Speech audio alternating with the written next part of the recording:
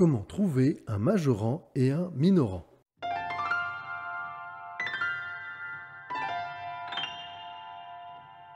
On va commencer par une définition. Soit deux réels, x et y, tels que x est inférieur ou égal à y. On dit que x est un minorant de y. On dit aussi que y est un majorant de x. On peut dire également que x minore y, ou encore que y est minoré par x. Et on peut dire que y majore x, ou que x est majoré par y. Tout ça, ça veut juste dire que x est inférieur ou égal à y. Maintenant, soit une fonction petit f définie sur un intervalle grand I. Le réel grand M est un majorant de petit f sur grand I, si et seulement si, pour tout x de I, f de x est majoré par grand M. Soit une fonction petit f définie sur un intervalle grand I. Le réel maintenant petit m est un minorant de f sur grand I, si et seulement si, pour tout x de I, f de x est minoré par par petit m. Alors, ce qui est important, c'est que ce soit pour la notion de majorant sur un intervalle ou la notion de minorant donc d'une fonction sur un intervalle, il faut vraiment que ce soit pour chaque élément de l'intervalle, que la propriété soit vraie. Dire que f de x est minoré par petit m, ça veut dire que pour tout x de l'intervalle, f de x est supérieur ou égal à petit m. Et dire que f de x est majoré par grand M, ça veut dire que pour tout x de I, f de x est inférieur ou égal à grand M. C'est vraiment important donc de comprendre ça. S'il y a un seul élément de l'intervalle pour lequel ça ne fonctionne pas, eh bien, on ne peut pas dire que donc, la fonction est minorée ou qu'elle est majorée. Petit rappel maintenant. Soit une fonction f définie sur un intervalle grand I.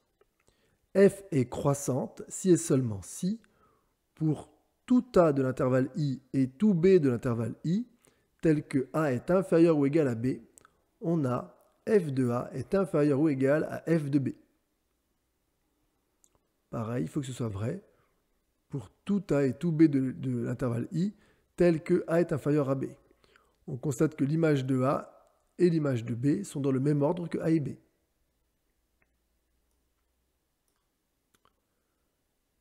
Autre rappel, soit une fonction f définie sur un intervalle grand I. F est décroissante si et seulement si, pour tout a de I et tout b de I, tel que a est inférieur ou égal à b, on a f de b est inférieur ou égal à f de a. Donc, cette fois-ci, l'image de b et l'image de a sont dans l'ordre inverse de l'ordre de a et de b. Petit rappel avec quelques fonctions de référence. Alors, une fonction affine, donc qui a pour équation f de x égale à x plus b, est définie sur l'intervalle moins l'infini plus l'infini. Et si petit a est positif strictement, alors cette fonction est croissante sur l'intervalle moins l'infini plus l'infini. Et si petit a est négatif, alors cette fois-ci, cette fonction est décroissante sur l'intervalle moins l'infini plus l'infini. Autre fonction de référence, la fonction x carré, donc f de x égale x carré, telle que f de x égale x carré, est définie donc sur l'intervalle moins l'infini plus l'infini, et elle est décroissante sur l'intervalle moins l'infini 0, puis est croissante sur l'intervalle 0 plus l'infini, avec un minimum en 0. Maintenant, la fonction telle que f de x égale x au cube, pour tout x, est définie sur l'intervalle moins l'infini plus l'infini. Et elle est croissante sur cet intervalle moins l'infini plus l'infini. Les deux dernières que nous verrons aujourd'hui, la fonction inverse, donc la fonction telle que pour tout x de son domaine de définition, f de x égale 1 sur x, et son domaine de définition, c'est l'intervalle ouvert moins l'infini 0, union toujours 0 plus l'infini, donc ouvert évidemment, intervalle ouvert, 0 plus l'infini, puisque 0 est exclu du domaine. Et cette fonction est décroissante sur moins l'infini 0, et est également décroissante sur l'intervalle 0 plus l'infini. Et enfin, la fonction telle que pour tout x de son domaine f de x égale racine carrée de x est définie sur l'intervalle semi-ouvert à droite 0 plus l'infini, et elle est croissante sur ces intervalles avec un minimum qui est 0. On va maintenant parler de la notion d'encadrement. Encadrer un nombre, c'est lui trouver un majorant et un minorant. De même pour une fonction définie sur un intervalle i, sur cet intervalle, on va lui trouver un majorant et un minorant. Première méthode, donc on peut encadrer un nombre ou une fonction en appliquant les définitions vues précédemment.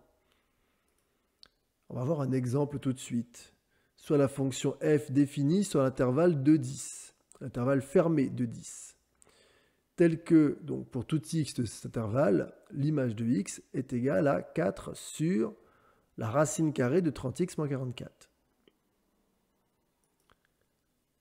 Alors, on a dit que x appartenait à l'intervalle fermé de 10, donc on peut déjà encadrer l'antécédent x, c'est-à-dire qu'on a un minorant qui est 2 et un majorant qui est 10. Donc x est compris entre 2 et 10. Et maintenant, soit la fonction petit g définie sur l'intervalle de 10, l'intervalle fermé de 10, par g de x est égal à 30x moins 44. C'est une fonction affine, elle est croissante parce que 30 est positif. Elle est donc croissante sur l'intervalle de 10. Et on sait que quand une fonction est croissante, eh bien les images sont dans le même ordre que les antécédents. On a dit que 2 était inférieur à x, ça veut dire que l'image de 2 par g sera inférieure à l'image de x par g. On a dit que x est inférieur à 10, donc l'image de x par g sera inférieure à l'image de 10 par g.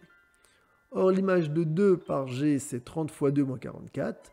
L'image de x par g, c'est 30x moins 44. Et l'image de 10 par g, c'est 30 fois 10 moins 44. 30 fois 2 moins 44, ça fait 16, qui est donc inférieur ou égal à 30x moins 44, et qui est donc inférieur ou égal à donc 30 fois 10 moins 44, qui fait 256. On a un premier encadrement de 30x moins 44. Alors, pourquoi j'ai commencé par 30x moins 44 au passage? Eh bien, j'ai juste appliqué la priorité des opérateurs. On encadre toujours dans l'ordre de la priorité des opérateurs. Et ici, on devait commencer par le calcul sous le radical. On continue. Soit la fonction petit h, maintenant définie sur l'intervalle 16,256 par h de x égale racine carrée de x. Alors on l'a déjà dit, la fonction telle que h de x est égale à racine de x est croissante sur son intervalle de définition qui est 0 plus l'infini. Mais là on a une restriction à l'intervalle fermé 16,256. Donc comme on sait qu'elle est croissante, je disais, vu que 16 on l'a dit est inférieur à 30x moins 44, alors l'image de 16 par cette fonction h sera inférieure à l'image de 30x moins 44 par cette fonction h. Et comme 30x moins 44 est inférieur à 256, alors l'image de 30x moins 44 sera inférieure à l'image de 256 par la fonction h. Ce qui signifie que la racine carrée de 16 est donc inférieure à la racine carrée donc, de 30x moins 44, qui est inférieure à la racine carrée de 256. La racine carrée de 16 est 4, la racine carrée de 256 est 16, et donc on a la racine carrée de 30x moins 44 qui est comprise entre 4 et 16. On continue avec maintenant la fonction u qui est définie sur l'intervalle 4, 16, l'intervalle fermé 4, 16, par u de x égale 1 sur x. C'est une fonction, on l'a dit, qui est décroissante sur son intervalle de définition, et particulièrement sur l'intervalle 0 plus l'infini. Or, l'intervalle fermé 4, 16 donc, est inclus dans l'intervalle 0 plus l'infini. On peut donc appliquer ce qu'on sait sur les fonctions décroissantes, c'est-à-dire que les images sont dans l'ordre inverse des antécédents. Donc on a dit que 4 était inférieur à racine de 30x moins 44. Ça veut dire que l'image de racine carrée de 30x moins 44 est inférieure à l'image de 4 par la fonction u. Et on a dit que la racine carrée de 30x moins 44 était inférieure à 16. Donc ce sera l'image de 16 par la fonction u qui sera inférieure à l'image de racine carrée de 30x moins 44 par la fonction u. Ce qui donne 1/16 qui est inférieur ou égal à 1 sur racine carrée de 30x moins 44 qui est inférieur ou égal à 1/4. Tout simplement. Et enfin, soit la fonction v définie sur l'intervalle fermé 1/16 1/4 par v de x égale 4x, qui est une fonction affine encore avec a qui est positif et b égale 0. On peut dire aussi une fonction linéaire.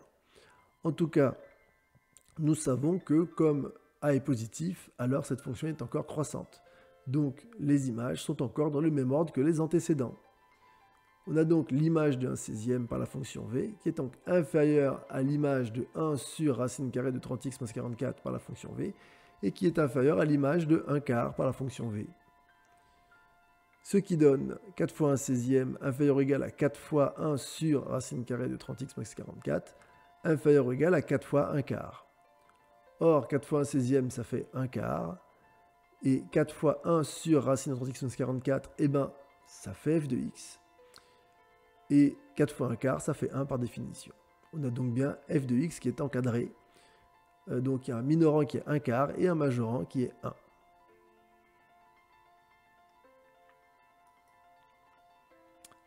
Alors, on va voir maintenant une deuxième méthode.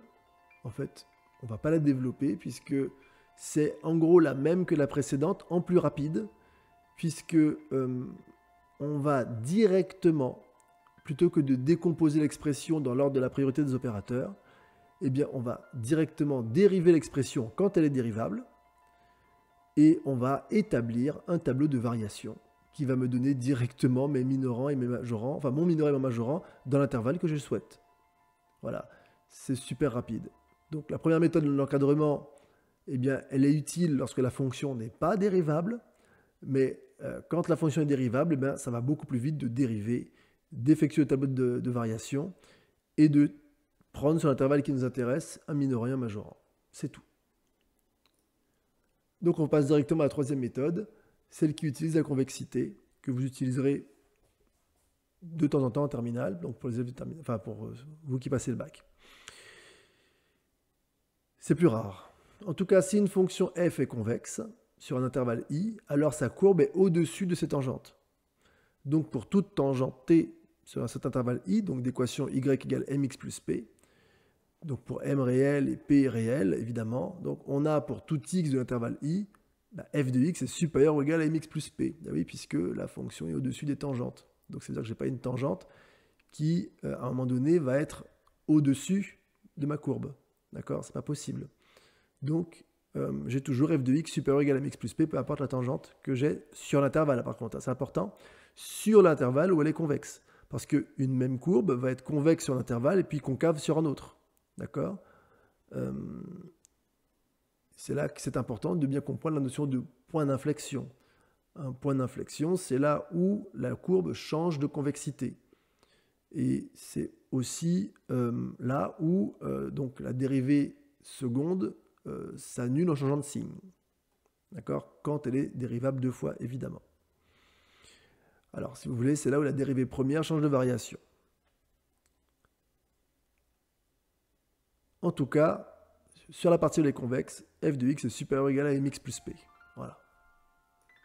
Et enfin, si une fonction f est concave sur un intervalle i, alors sa courbe est en dessous de ses tangentes. Donc, pour toute tangente t sur un intervalle i, d'équation y égale mx plus p, donc évidemment avec m et p réel, évidemment, on a pour tout x de l'intervalle i, f de x est inférieur ou égal à mx plus p. Et oui, puisque, on l'a dit, la courbe est en dessous des tangentes. Donc voilà, avec ces trois méthodes, eh bien, vous pourrez trouver un majorant ou un minorant. Alors, ça marche aussi dans le cas des suites. Les trois méthodes qu'on a vues vont fonctionner. Alors juste, à un détail près, on ne peut pas dériver une suite. Donc, quand une suite est de la forme u indice n égale f de n, eh bien, on étudiera la fonction f.